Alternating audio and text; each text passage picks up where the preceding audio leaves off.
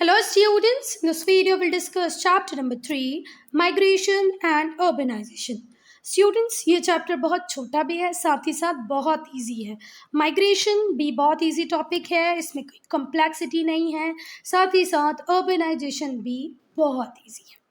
तो पहले हम लोग पढ़ेंगे माइग्रेशन। माइग्रेशन क्या है? माइग्रेशन है movement of people from one place to another. लोगों का एक जगह से दूसरी जगह जाना। जाने की पर्पस बहुत सारे हो सकते हैं, अलग अलग हो सकते हैं। कई बार आप एजुकेशन पर्पस से बाहर जाते हैं, कई बार जॉब करने के लिए बाहर जाते हैं, कई बार कोई और रीज़न भी हो सकता है। So the movement of people from one place to another for different purposes. लोगों का एक जगह से दूसरी जगह लाना अलग अलग पर्पसेस के लिए, इसे ही हम क्या कहते हैं? माइग्रेशन। माइग्रेशन टेम्पररी भी हो सकता है, परमानेंट भी हो सकता है। ठीक है, माइग्रेशन टेम्पररी भी हो सकता है, परमानेंट भी हो सकता है। डेली, एनुअल, सीजनल मूवमेंट भी हो सकती है from one place to another. ठीक है, तो जो डेली होगी, एनुअल होगी, सीजनल होगी, उसे हम कहेंगे टेम्पररी माइग्रेशन। रोज आप जा रहे हो, हर साल जा रहे हो, किसी पर्टिकुलर सीजन में जा रहे हो, तो इसे क्या कहा जाएगा? Temporary migration. पर बेटा दूसरा होता है परमानेंट माइग्रेशन। इसमें क्या होता है, हम परमानेंटली एक जगह को छोड़कर दूसरी जगह रहने लग जाते हैं, इसे क्या कहते हैं? Permanent migration. When people migrate permanently from one place to another is called permanent migration. बेटा जो लोग माइग्रेट करके जाते हैं उन्हें क्या कहा जाता है? माइग्रेंट।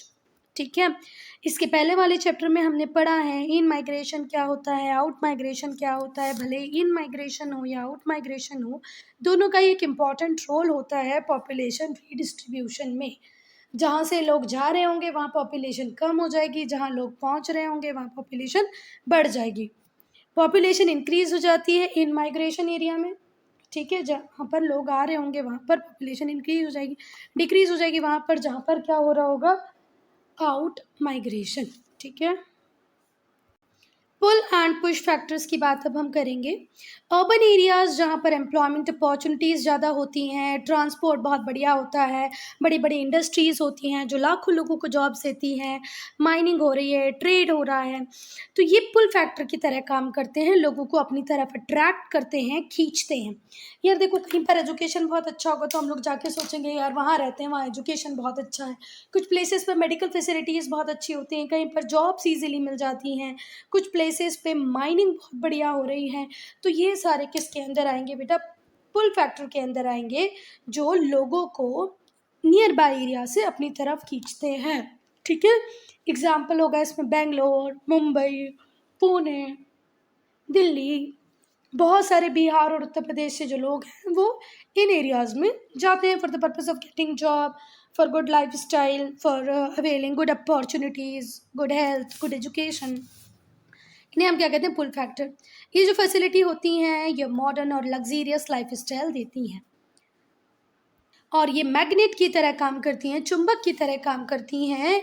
जो पुश एरियाज़ हैं जहाँ पर ये सारी फैसिलिटीज़ नहीं हैं, वहाँ के लोगों को अपनी तरफ अट्रैक्ट करती हैं। ठीक है बात? तो अच्छा मेडिकल, अच्छा इंडस्ट्री, माइनिंग, ये सब पुल फैक्टर हैं जो लोगों को अट्रैक्ट करते हैं। कहाँ से? पुश एरियाज से। पुश एरिया में ये सारी फैसिलिटीज़ अवेलेबल नहीं है, तभी तो पुश कर रहे हैं लोगों को कि जाओ बाहर जाके रहो। पुश एरियाज डेवलप नहीं होते।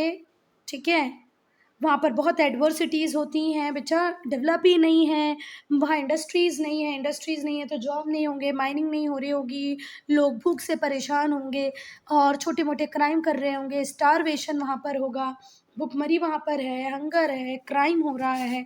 इसलिए ये एरिया पुश फैक्टर की तरह काम करते हैं और लोगों को पुश करते हैं कि भाई इस एरिया से बाहर जाओ, अच्छी नौकरियाँ लो, अच्छी पढ़ाई करो, प्रॉपर हेल्थ केयर को अवेल करो।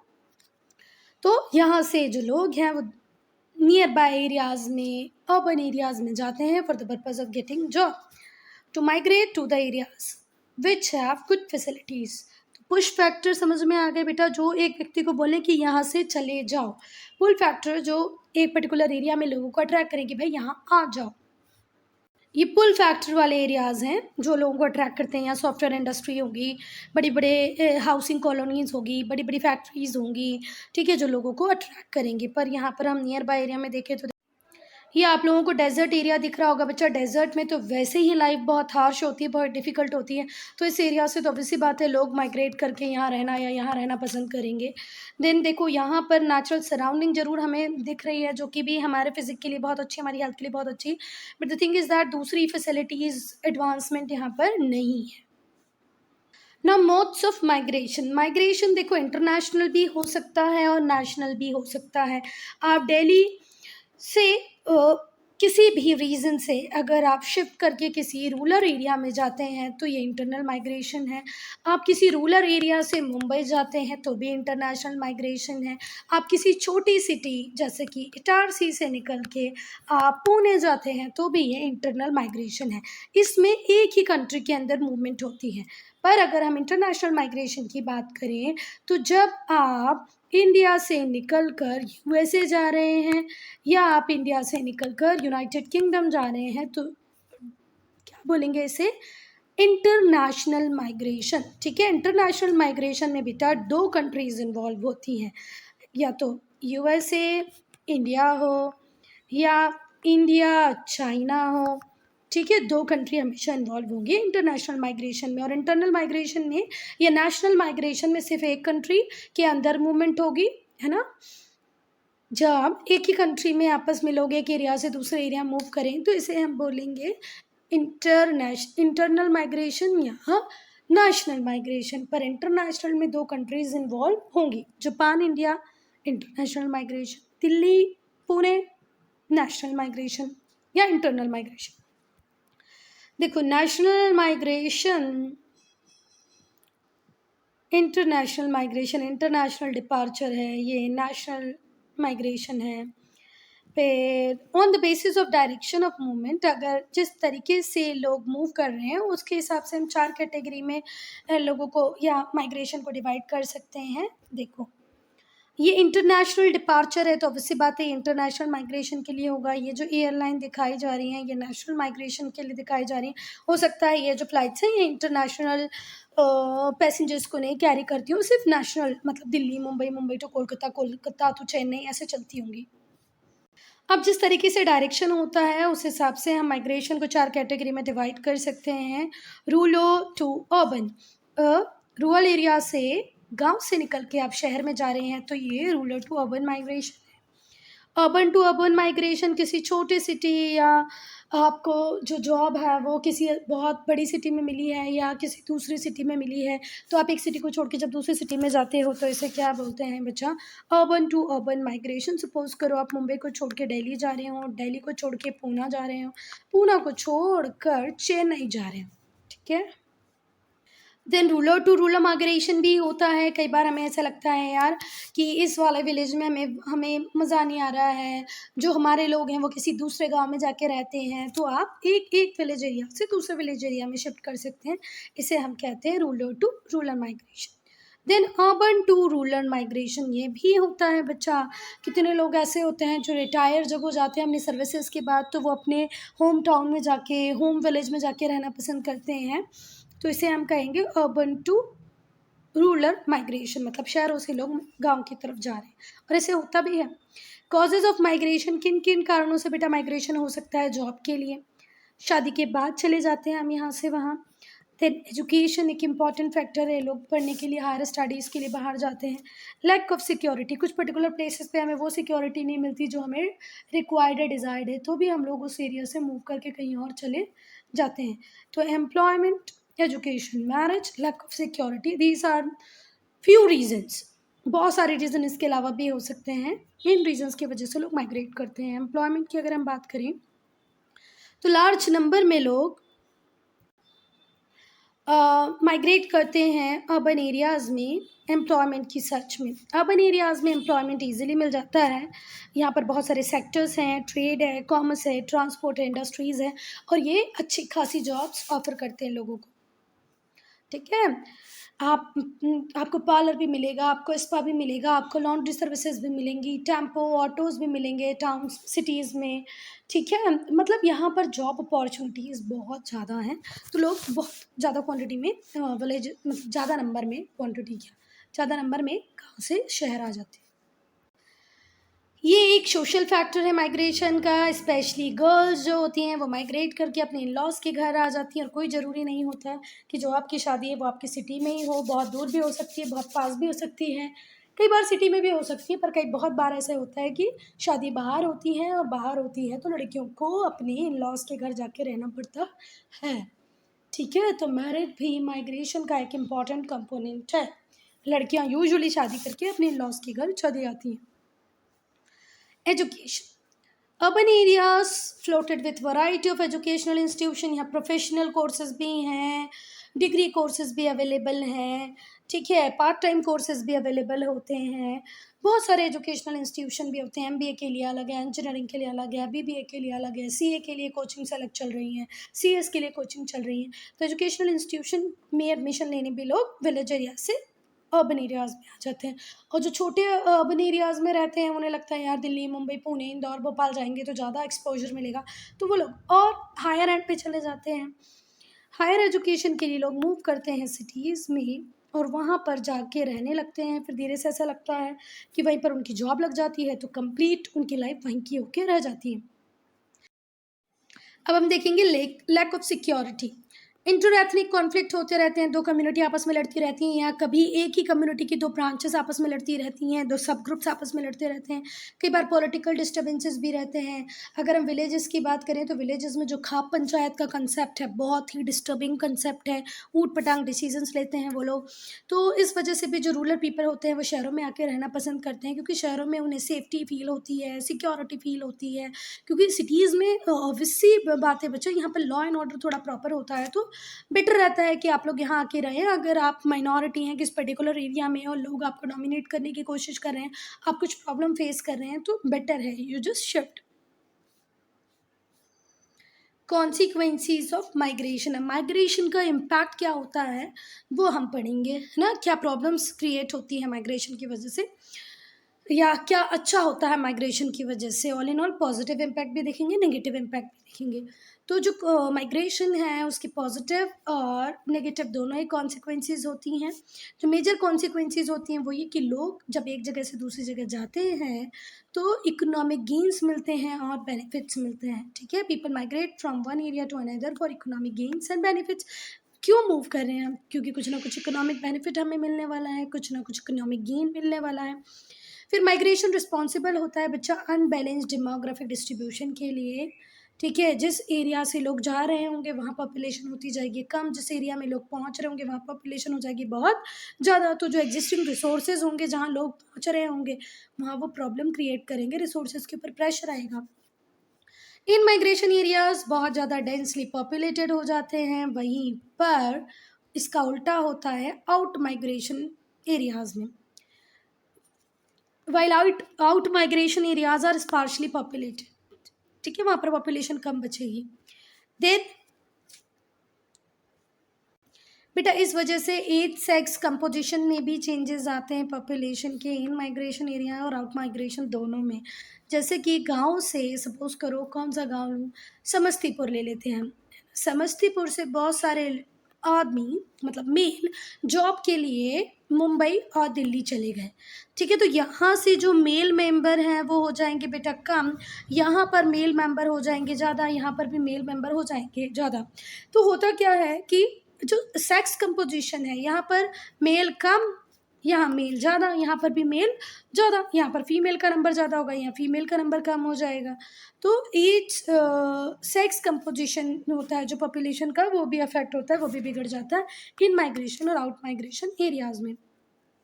लड़कियां देखो वैसे जाती हैं पर थोड़ा सा कम जाती हैं, लड़के भले एजुकेटेड हो अनएजुकेटेड हो जॉब की तलाश में बाहर जाते हैं। तो लड़के जा रहे हैं उस एरिया में तो ऑलरेडी वहाँ के लड़के और जो पहुँचे हुए लड़के हैं इनको मिला के वहाँ मेल ज़्यादा हो जाएंगे, फीमेल कम हो जाएगी। तो ये क्या हो गया बच्चा, सेक्स कंपोजिशन। पर अगर हम एज की बात करें तो देखो छोटे बच्चे तो जाते नहीं हैं जॉब करने के लिए, ना ही बहुत बूढ़े लोग जाते हैं। कौन जाती है, यंग जनरेशन। तो जहाँ से यंग जनरेशन जा रही होगी वहाँ लगेगा यार कि यंगर्स की कमी हो गई है, पर जहाँ पहुँच रहे होंगे वहाँ यंग जनरेशन ज़्यादा होगी। माइग्रेशन से यूनिटी भी बढ़ती है।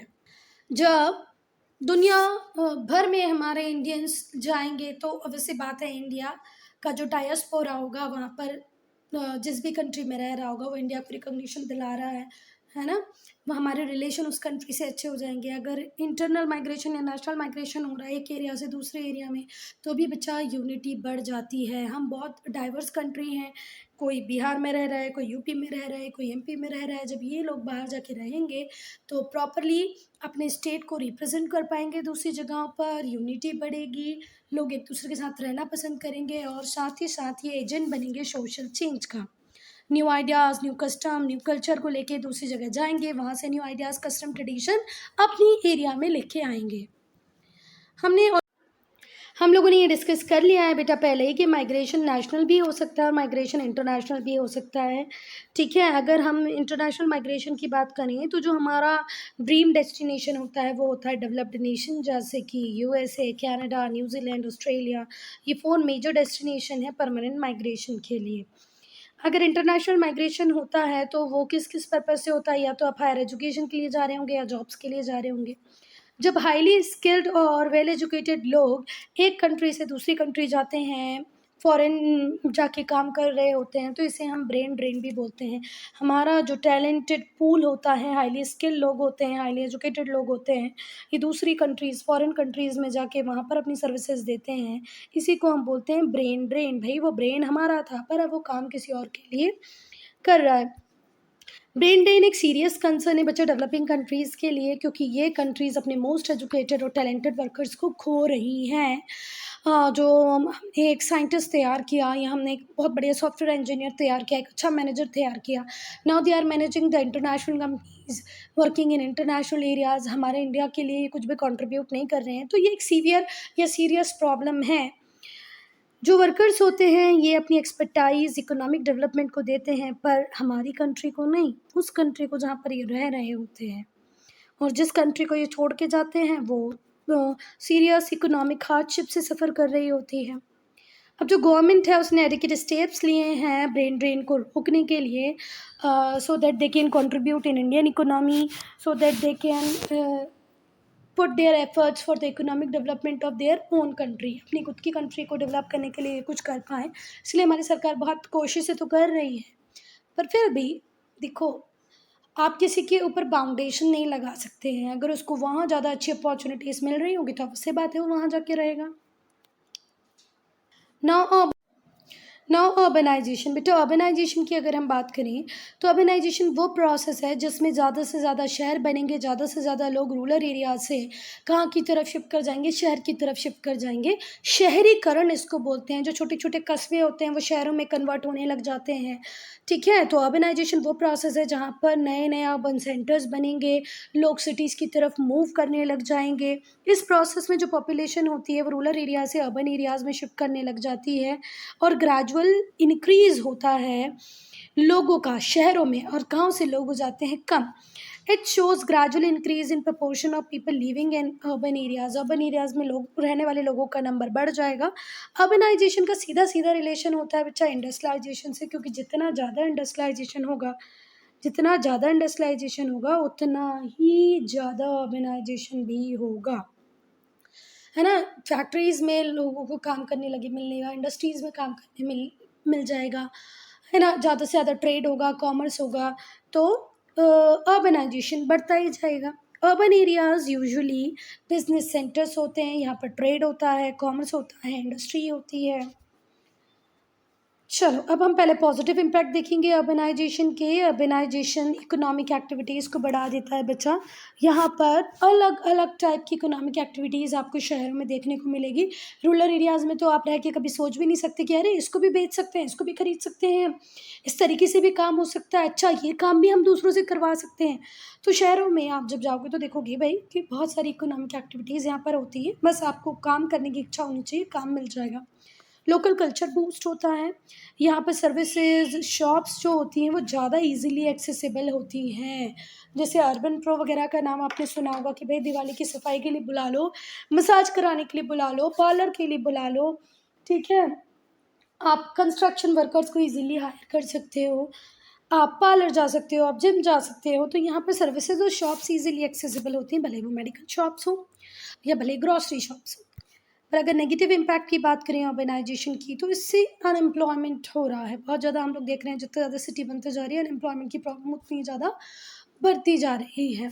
ठीक है, क्योंकि कुछ स्पेसिफिक जॉब होते हैं शहरों में जो सिर्फ एजुकेटेड लोगों के लिए बने होते हैं, तो जो अनएजुकेटेड हैं उनके लिए प्रॉब्लम क्रिएट होती है। सीरियस हेल्थ हज़ार्ड्स होते हैं, छोटे से एरिया में बहुत सारी फैक्ट्रीज़ लगा दी जाती हैं, यहीं आसपास में लोग रहते हैं, तो कभी नॉइज़ पोल्यूशन से परेशान हैं, कभी एयर पोल्यूशन, कभी वाटर पोल्यूशन, सैनिटेशन प्रॉपर नहीं है, स्लम्स बनने लगते हैं। देन वाटर पोल्यूशन इंक्रीजेज़, जैसे-जैसे अर्बनाइजेशन बढ़ेगा वाटर पोल्यूशन इंक्रीज़ होता ही जाएगा। नाउ स्मार्ट सिटी, जो स्मार्ट सिटी है वो कंसेप्ट है अर्बन डेवलपमेंट का, कि आप इंटीग्रेट कर सकें इंटरनेट से, इंफॉर्मेशन से, कम्युनिकेशन टेक्नोलॉजी से। तो स्मार्ट सिटी वो कंसेप्ट है अर्बन डेवलपमेंट का जहाँ पर हम बहुत सारी चीज़ों को इंटीग्रेट करें, internet, ICT, internet, ICT stands for information communication technology in a secured fashion. और ऐसा नहीं है इंटरनेट है तो मिसयूजेस हो रहे हैं, एक प्रॉपर वे में, पूरा सिक्योरिटी के साथ सिक्योर्ड वे में आप लोग रहें। कहाँ पर? एक ऐसा एरिया जिसे हम बाद में क्या कहेंगे, स्मार्ट सिटी, जहाँ पर इंटरनेट है, इंफॉर्मेशन कम्युनिकेशन टेक्नोलॉजी का प्रॉपर यूज है, सिक्योरिटी है, उस एरिया को क्या बोलेंगे, smart city. Fashion to manage the cities asset, एक सिटी के एसेट को फैशनेबल वे में मैनेज किया जाएगा इंटरनेट और ICT को यूज़ करके। ये जो कंसेप्ट है इसका बेसिकली जन्म कैसे हुआ है कि हम लोगों ने देखा कि बहुत सारी सर्विसेज तो हैं, बहुत सारे गुड्स भी अवेलेबल हैं, पर वो गुड्स सभी के लिए अवेलेबल नहीं है। बहुत सारी सर्विसेज हैं पर सब उसको अवेल नहीं कर सकते। तो इसको किस तरीके से इतना यूज़फुल बनाया जाए कि हर व्यक्ति उसको एक्सेस कर सके, हर व्यक्ति उसको यूज़ कर पाए। तो आप अब सर्विसेज को और एफिशिएंटली प्रोवाइड करना चालू करेंगे। ठीक है, टेक्नोलॉजी का प्रॉपर यूज़ करना सीख जाएंगे।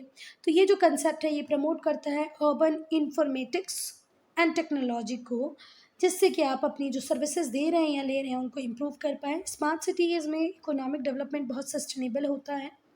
मेन एम है स्मार्ट सिटीज़ के पीछे कि हम कोर इंफ्रास्ट्रक्चर प्रोवाइड कर पाएँ लोगों को और एक डिसेंट क्वालिटी ऑफ लाइफ दे पाएँ। प्योर एयर हो, क्लीन ड्रिंकिंग वाटर हो, ईज़ी एक्सेस हो मेडिकल फैसिलिटीज़ की, ईज़ी एक्सेस हो किसी भी सर्विसेज की, भले वो जिम हो, भले वो स्पा हो, भले ही वो दिवाली की सफाई करवानी हो या कोई फूड आइटम को अवेल करना हो, फ्रूट को अवेल करना हो। आजकल बहुत सारे ऐसे प्रोवाइडर रखे हैं जो आपको फूड कट करने की भी ज़रूरत नहीं है, फूड कट करके आपको बॉक्स बंद करके दे के जाएँगे। ठीक है? इट्स सिटीजन, अपने सिटीजन्स को एक क्वालिटी लाइफ देना है स्मार्ट सिटी का जो मेन कंसेप्ट है।